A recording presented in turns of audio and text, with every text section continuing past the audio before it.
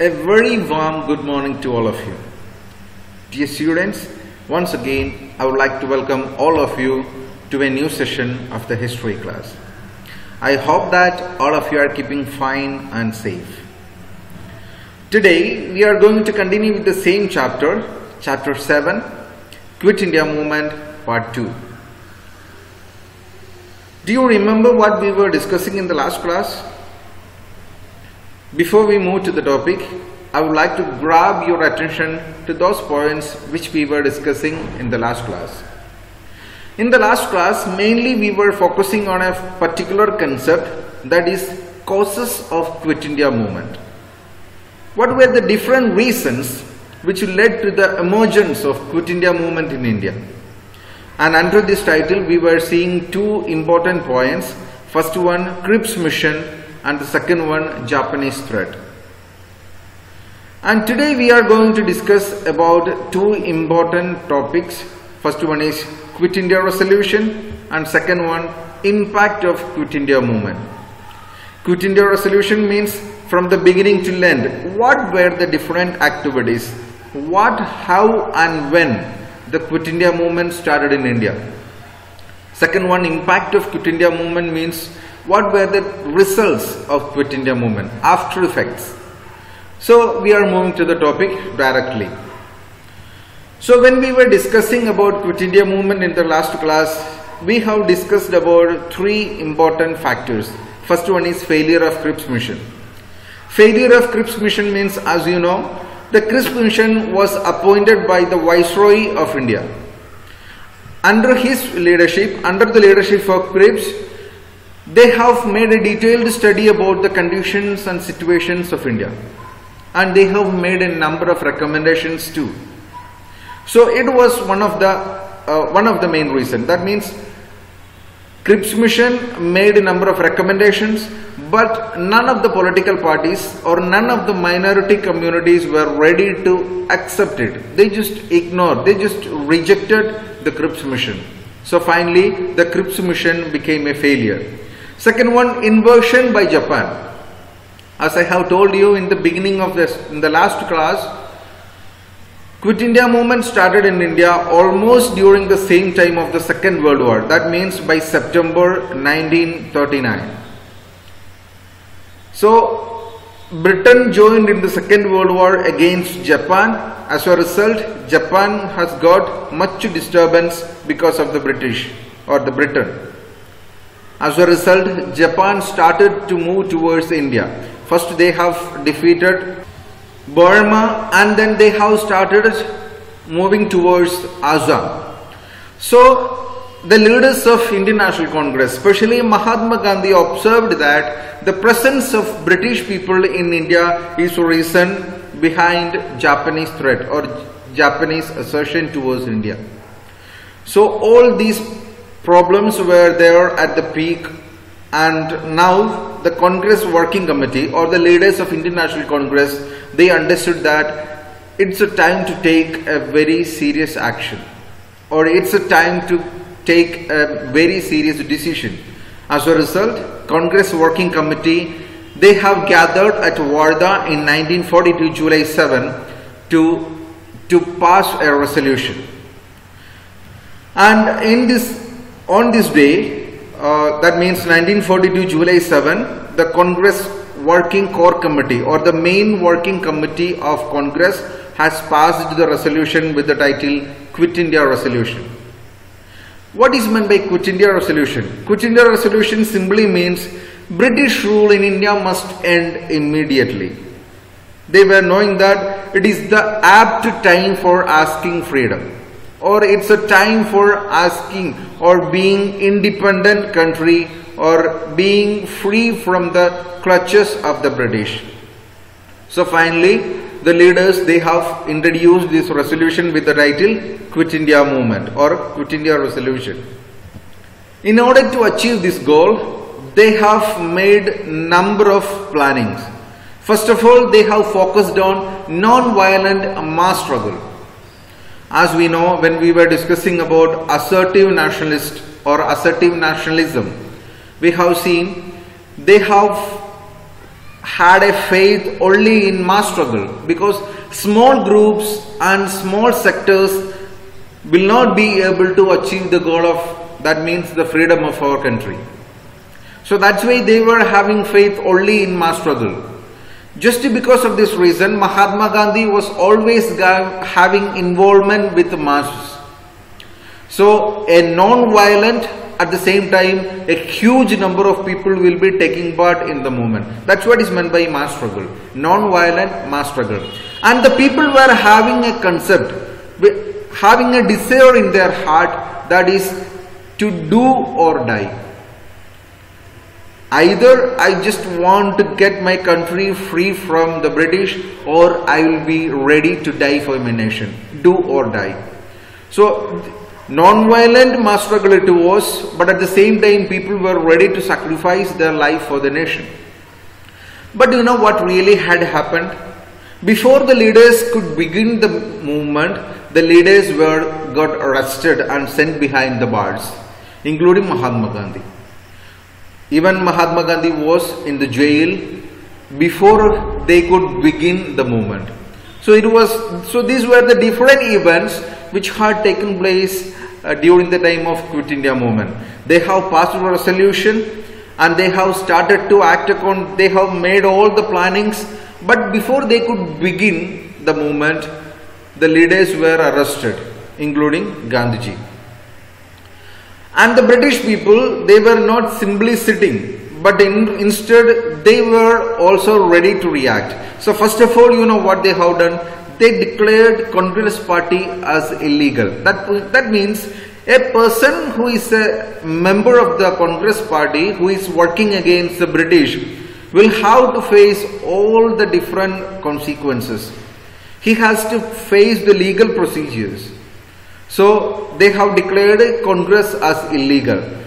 But people were not worrying about any of the consequences. Rather, they started to strike against the British. Number of strikes and demonstrations had taken place in the streets of different parts of the country. But police were also not silent to support the people who were striking against the British. Instead, they have made lathi charges and firings at the people.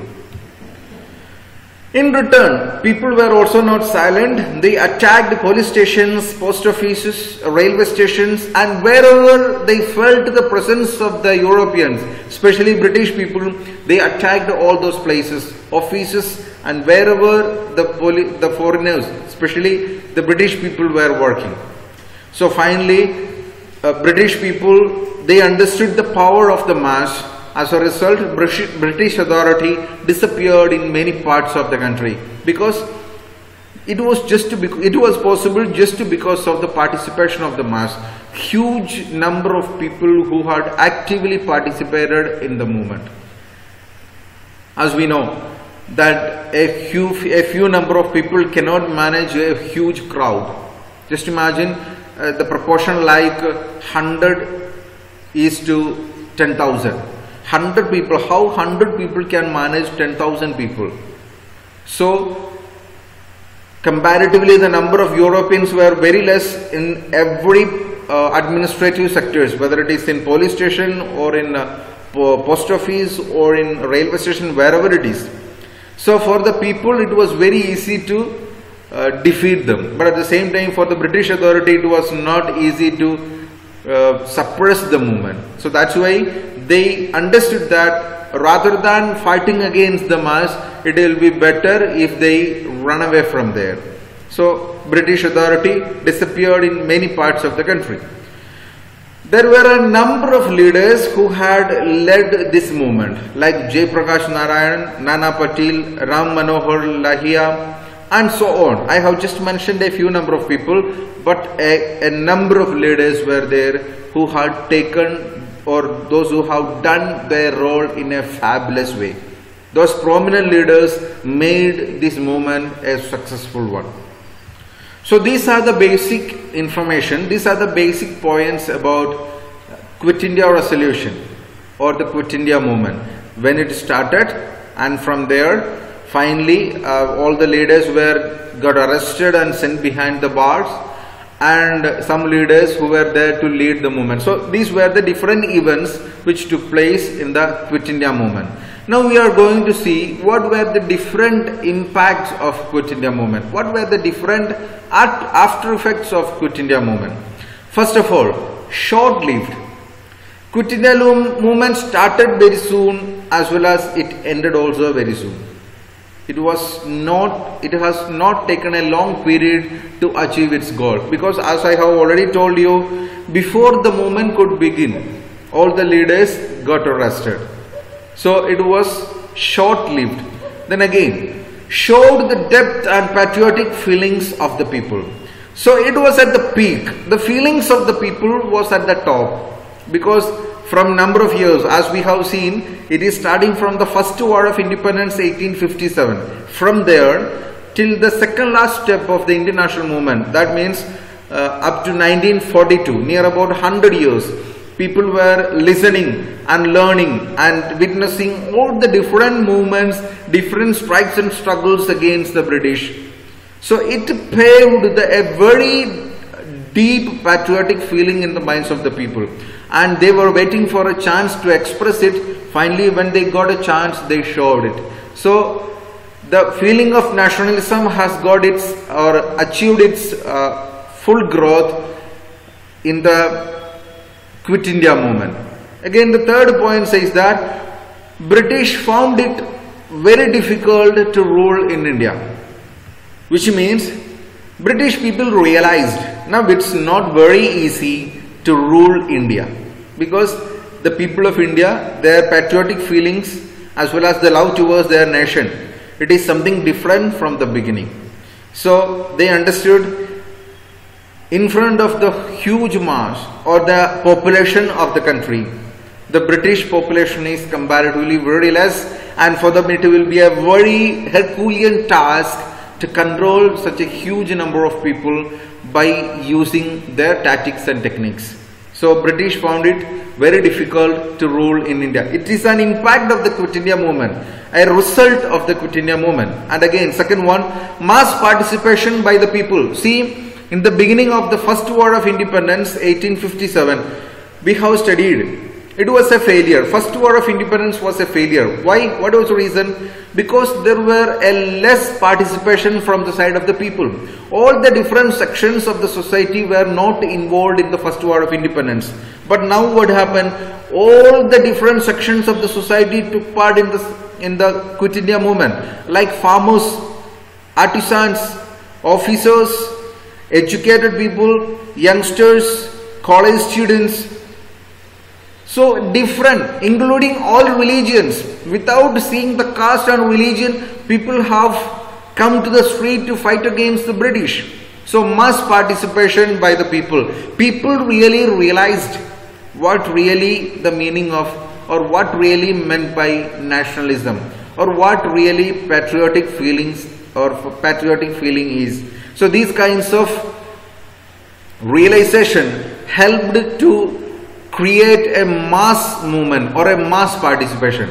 It was the main reason where British realized that it is very difficult to rule in India.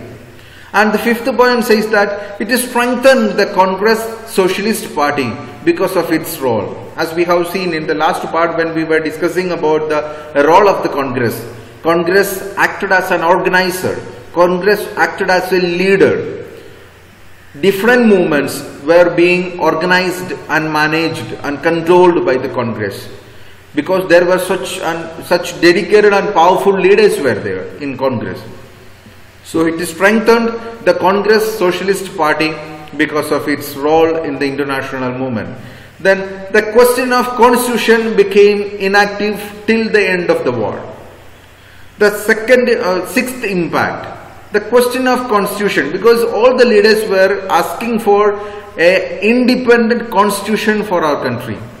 So before the beginning of the Quit India movement itself, it has got an end. That's what we have seen in the first point, short-lived. So the question of constitution became inactive till the end of the war. So indirectly or behind the curtain, the movement was going on, but never came to the front part, because all the leaders were in the jail. That's what the next point says. No political activity till the end of the war.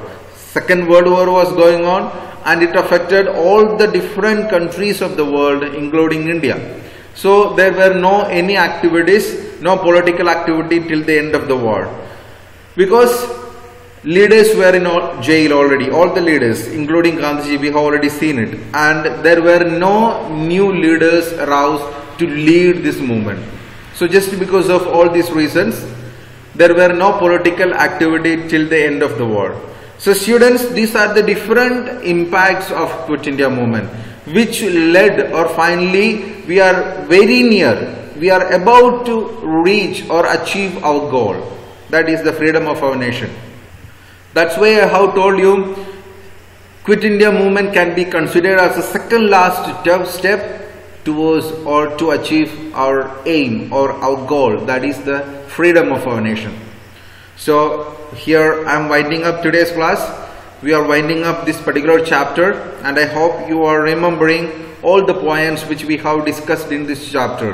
Quit India movement, Cripps mission, then Japanese invasion, then failure of Cripps mission, Quit India resolution, and finally impacts of Quit India movement. I hope that all of you have got a very clear picture about it. In the next class, I will be coming up with a new topic, and till then, thank you.